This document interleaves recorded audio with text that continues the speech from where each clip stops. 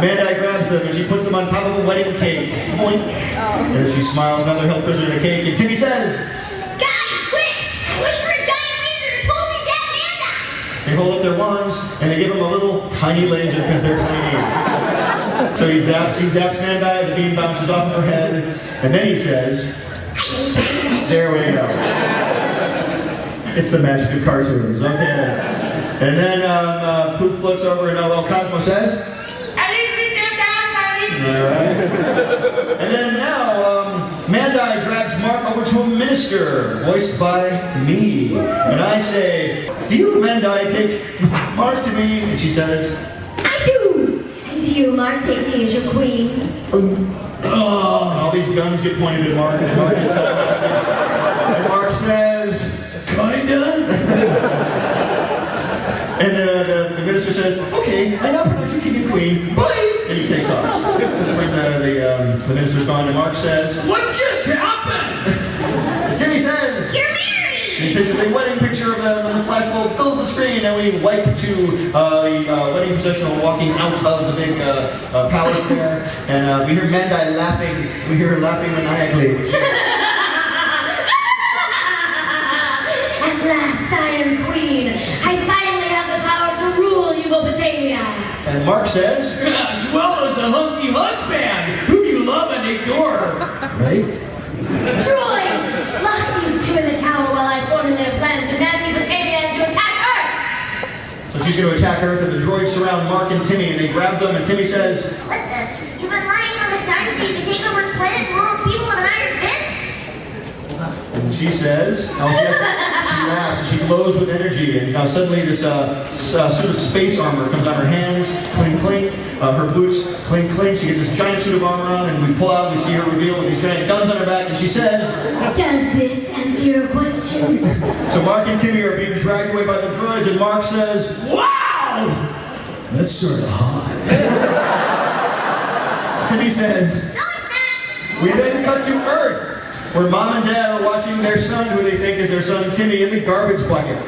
And it's actually the king of Timmy disguised as Timmy. He's eating the garbage.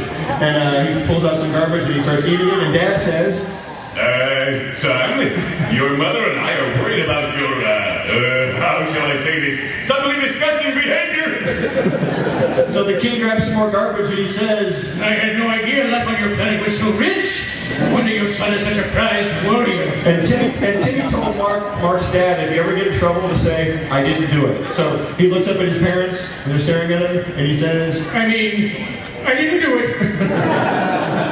so Mom says, Eating garbage, talking in that weird deep voice, crashing a spaceship. It can only mean one thing.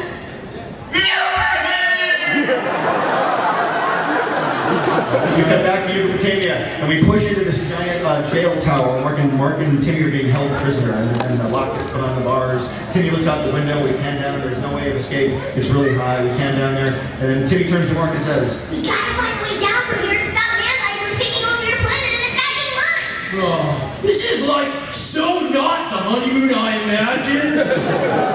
But it's close. so Mark pulls out a picture of Vicky. And although I will miss my date with my beloved Big Hat, at least I can take comfort in admiring the love marking she has given me on dates. And so Timmy says, all these stitches on Mark, and Timmy says, Dude, those are stitches. No! They are love markings. She gave me these when I looked at another girl, these when another girl looked at moi, and this love welt when I said buttered squirrel, which apparently sounds like other girl. so Vicky's very jealous. And so Timmy says, Wait, that's it. I know how to defeat Mandi. Your naive attack is most amusing. No one can defeat Mandi. She is the meanest, nastiest, most hideous warrior in the universe. Timmy says, There is another. and so we cut to the base of the tower, and Timmy's actually escaping now. He's coming down in this green rope. He's coming down, he's getting closer to the ground, and he says, Almost there. One more step. and he lands on the ground. And we pan up, we see that the rope is actually Mark's tentacle. And Mark says, Excellent! Okay, now, explain again how I get down. Timmy yanks the tentacle and pulls Mark out. And Timmy says, Follow me! so they take off, Mark follows, and they run for the ship. And they're running for the ship, they pass Cosmo, and we're still on the wedding cake. And they grab Cosmo and Wanda. And Timmy puts Cosmo into his hat and he says, You guys will be safe up here. and Cosmo says, Ladies and gentlemen, Tiny Cosmo has left the building! and Mark and Timmy get out of the spaceship, and we see Mandai watching them in the ship. The ramp goes up, and they take off in the ship. They take off and reveal Mandai there with her gun, and Mandai says, No one escapes Mandai. and she runs after Mark and gets into her own ship, and she says, I'll get you, Mark she Chen. hops in her ship, and it spins around with the Just Married sign in the back.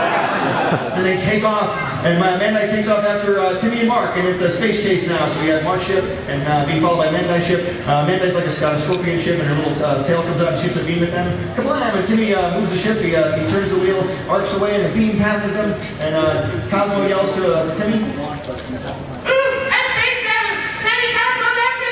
and Mark says, Take this! Mark hits a button and shoots the guns on Mark's ship reverse, and they shoot a beam back at Mandai's ship, and it blows the legs off of it. And Mandai says, brilliant turrets.